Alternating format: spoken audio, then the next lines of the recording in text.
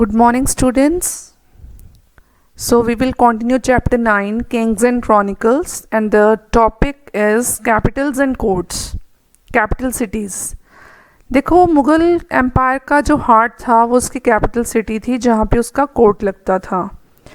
Capital cities है Mughals की, वो फ्रिक्वेंटली चेंज होती रहती थी. जैसे कि बाबर के टाइम पे आगरा कैपिटल थी. 1570s में अकबर ने फ़तेहपुर सीकरी को बना दिया था. फ़तेहपुर सीकरी को क्यों बनाया था? क्योंकि वो डायरेक्ट रोड जाती थी अजमेर को. फ़तेहपुर सीकरी में दरगाह किसकी थी? शेख मोहम्मद चिश्ती की. वो बहुत इम्पॉर्टेंट पिलग्रिमेज सेंटर था, तीर्थ स्थान था, वहाँ डायरेक्ट रोड जाती थी. इसीलिए अकबर ने अपने टाइम पे फ़तेहपुर सीकरी को अपनी कैपिटल बनाया था. The Mughal emperor had close relationship with Sufis of Chishti सिलसिला. उनके बहुत अच्छे रिलेशंस थे चिश्ता सिलसिले से. तो अकबर ने ऑर्डर भी दिया था वाइट मार्बल का टॉम बनाओ, कब्र बनाओ. किसकी? शेख सलीम चिश्ती की, फ़तेहपुर सीकरी में, क्योंकि वो काफ़ी मानता था इन लोगों को. 1585 में कैपिटल शिफ्ट हो गई थी लाहौर को. लाहौर शिफ्ट कर दी थी अकबर ने और 13 साल तक रही है. शाहजहाँ के पास इतना पैसा था कि वो अपना पैशन बिल्डिंग बनाने के लिए रखे. उसने एंजॉय भी किया. 1648 में कैपिटल शाहजहानाबाद भी बनी है जो दिल्ली में थी. किसके टाइम पे? शाहजहाँ के टाइम पे. रेड फोर्ट, जमा मस्जिद, चांदनी चौक, ताजमहल, ये सारी बिल्डिंग्स किसने बनवाई थी? मुगल एम्परर्स ने. Next topic is Mughal court. Centre piece of the Mughal court was the throne. गद्दी जहाँ तख्त था कहते हैं, वो centre piece of Mughal court था जहाँ पे वो बैठता था. ऐसा कहा जाता था कि वो एक तख्त था जो एक पिलर था जो सपोर्ट देता था धरती को. पूरी पिक्चर उसमें दिखाई गई है. अकबर के पास बैठना या किसी मुगल एम्परर के पास बैठना दूर बैठना, वो अकबर के या मुगल एम्परर के हिसाब से होता था, उसकी मर्ज़ी से होता था. जो उसके क्लोज थे वो क्लोज बैठते थे. एक बार एम्परर गद्दी पे बैठ के, किसी को परमिशन नहीं थी वो अपनी पोजीशन से हिले. कोई उल्लंघन होता था या कुछ भी ऐसा होता था तो उनको पनिशमेंट मिलती थी. मैनर्स देखे जाते थे, कैसा बोलना, कैसे बिहेव करना बड़ा इम्पॉर्टेंट था कोर्ट में. जितने ज़्यादा उसको अच्छे डीपर प्रोस्ट्रेशन मीन्स उसको झुक के फिज़िकली मेंटली हाथ फैला के रिप्रेजेंट करेगा, उतना ही वो हायर स्टेटस शो कर रहा है. मतलब मैं आपकी बहुत इज्जत कर रहा हूँ एम्परर. जो भी डीपर प्रोस्ट्रेशन था. हाईएस्ट फॉर्म मानी जाती थी सिजदा. कंप्लीट प्रोस्ट्रेशन मीन्स जितना झुक के एम्परर को सलाम करेगा उतना ही वो उसकी इज्जत कर रहा है.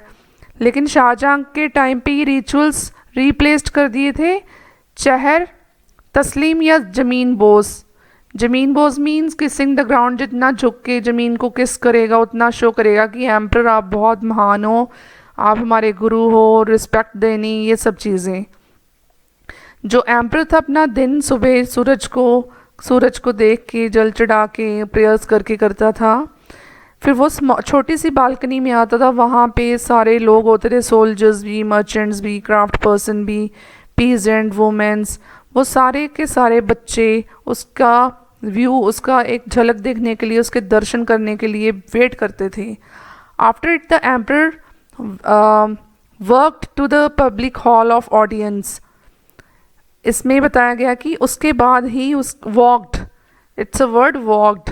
After the emperor walk to the public hall of audience. दीवाने आम में वो लोगों के डिस्प्यूट्स को सॉल्व करता था. दर्शन देने के बाद ही वो दीवाने आम जाता था.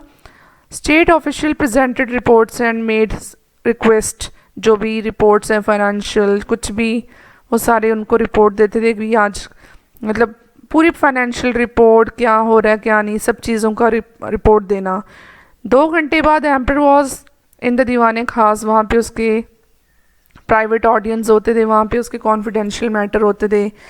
Higher ministers of state place their petition and tax official presented their accounts. अपने अकाउंट्स दिखाना, अपनी एप्लीकेशन दिखाना, बिल्डिंग प्लान्स, आर्किटेक्ट दिखाते थे. दीवाने खास में उसके घर के मेंबर्स भी बैठते थे. On special occasion such as Eid, ये ईद बताई गई है, होली बताई गई है, शहाए बारात ये सेलिब्रेटेड करते थे सारे इकट्ठे मिलके। Understood. Next is title and gifts. ये छोटा सा टॉपिक है। Grand titles were adopted by the Mughal emperor at the time of coronation, राज्याभिषेक। इसमें ये बताया गया कि टाइटल्स भी उसके हैंड में होते थे कि किसको कौन सा टाइटल देना है, तो ऑडियंस में ही वो टाइटल्स को अनाउंसमेंट करते थे। ये थोड़ा सा पेज मिसिंग है, मैं आपको बता दूंगी इसकी डिटेल भी।